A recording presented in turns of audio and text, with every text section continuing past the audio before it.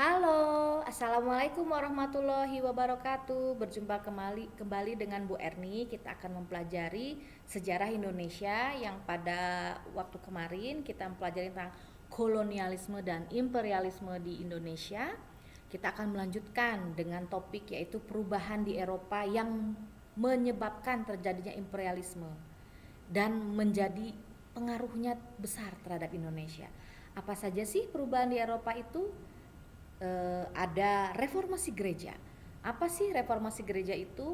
Yaitu gerakan pembaharuan di bidang keagamaan tahun 1517, yaitu Martin Luther memprakarsai munculnya agama Kristen Protestan.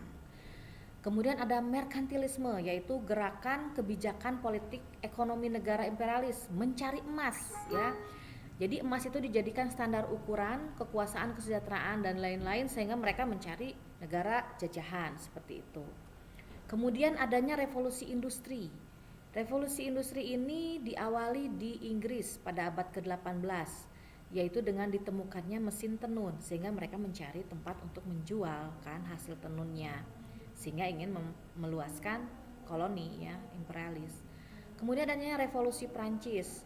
Banyak ahli filsafat Prancis yang membentuk tentang pemerintahan itu ya, cita-cita mereka, konsep mereka tentang pemerintahan, yaitu salah satunya ada Denis Diderot, kemudian ada lagi Montesquieu tentang trias politikanya, ada Voltaire mengkritik kekuasaan raja dalam pemerintahan, ada Jean-Jacques Rousseau yaitu tentang dukung sosial.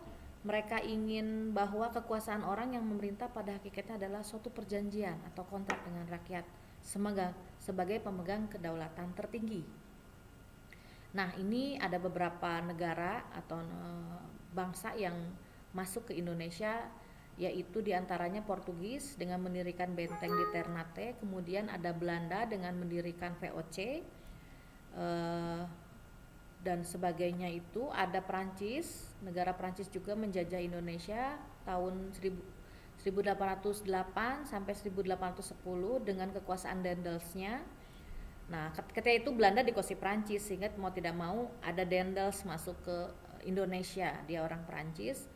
Nah, Inggris juga pernah menjajah Indonesia pada tahun 1811 sampai 1816 dengan Raffles sebagai gubernur jenderalnya. Ada juga Jepang pada masa itu tahun 1942 hingga 1945. Nah, ada beberapa langkah VOC ya, karena VOC itu paling lama menjajah Indonesia ya, atau Belanda itu ada di Indonesia. Apa aja sih langkah-langkah VOC yang menyebabkan rakyat kita menderita itu? Yaitu salah satunya atau ada beberapa lainnya, itu satu, mengadakan perjanjian dagang dengan rakyat Maluku, mendirikan kantor dan gudang, mendirikan benteng, mengadakan perjanjian yang membuat mereka diuntungkan, mengangkat gubernur jenderal, mengadakan penetrasi secara langsung maupun tidak langsung. Secara langsung itu kepada orang yang lemah ya, dan adu domba kepada orang yang kuat. Kemudian ada perjanjian Korte Verklaring dan Longe Verklaring, perjanjian pendek dan panjang. Ini adalah sebab-sebab keruntuhan VOC ya. Selain itu banyak sekali yang menyebabkan keruntuhan VOC. Ada peperangan yang menyebabkan mereka bangkrut, kemudian salah urus yang menyebabkan suap menyuap, korupsi, ada penyelundupan, ada pesangon gubernur jenderal yang sangat besar sampai 7 kapal harta yang diangkut.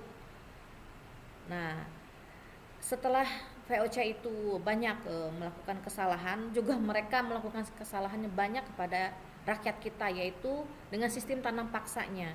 Tujuannya itu untuk menutup defisit kas negara, yaitu karena ada pembangunan kerajaan Belanda. Jadi mereka itu mengedepankan komoditi yang bisa dijual, yaitu kopi, tembakau, tebu, nila, teh dan kapas. Tapi untuk padi mereka tidak menanam, ya tidak memaksakan untuk menanam padi, sehingga rakyat Indonesia menderita karena tidak ada makanan, tidak ada bahan pokok yang bisa dikonsumsi. Nah, kemudian ada politik pintu terbuka. Apakah itu? Apakah latar belakang yang menyebabkan open door policy? Latar belakangnya adalah Belanda berutang budi kepada Indonesia. Pengaruh revolusi Prancis melahirkan golongan liberal yang peduli akan kebebasan, peduli terhadap rakyat Indonesia. Mereka ada menulis buku dan sebagainya. Kemudian Indonesia tetap sebagai bagian kerajaan Belanda dan harus dibina. Jadi mereka mendirikan sekolah, orang-orang Indonesia banyak disekolahkan oleh orang Belanda. Nah, trilogi Van Deventer ini ada yang menguntungkan juga selama penjajahan orang Belanda di Indonesia, itu adanya orang Van Deventer ini ya. Van Deventer itu mengedepankan atau melontarkan gagasan trilogi, yaitu mengadakan edukasi, mengadakan irigasi, dan mengadakan kolonialisme. Jadi penduduk pribumi itu harus berpendidikan, sehingga mereka membuat sekolah dari tingkat SD sampai perguruan tinggi. Kemudian kaum priai atau bangsawan itu lebih dipentingkan ya, diutamakan untuk bersekolah lebih tinggi. Kesehatan rakyat juga ditingkatkan, irigasi juga ditingkatkan juga, kolonialisme atau transmigrasi untuk pemerataan penduduk. Di sini kita akan mempelajari tentang pengaruh kolonialisme dan imperialisme di bidang ekonomi, sosial, dan budaya. Tingkat kemiskinan kita semakin tinggi ya. Kemudian terjadinya perubahan strata masyarakat Jawa, hilangnya hak adat itu pasti, ikatan tradisi pribumi juga semakin lemah, rasa nasionalisme kita semakin lemah karena kita jadi keegoisan kita yang kita dapat gitu, karena kita ingin memerdekakan di Jawa saja misalnya, atau daerah di Bandung saja atau di Solo saja, seperti itu. Jadi banyak sekali pengaruhnya terhadap Indonesia, yang pasti negara kita sangat menderita. Terima kasih atas perhatiannya kepada anak-anak. Silakan kerjakan tugas. Jangan lupa cepat-cepat dikirimkan tugasnya. Saya harap kalian bisa tetap semangat dan tanggung jawab mengerjakan tugas. Tolong dikirim ke file saya. Terima kasih atas perhatiannya. Wassalamualaikum warahmatullahi wabarakatuh. Sampai jumpa lagi. Dah.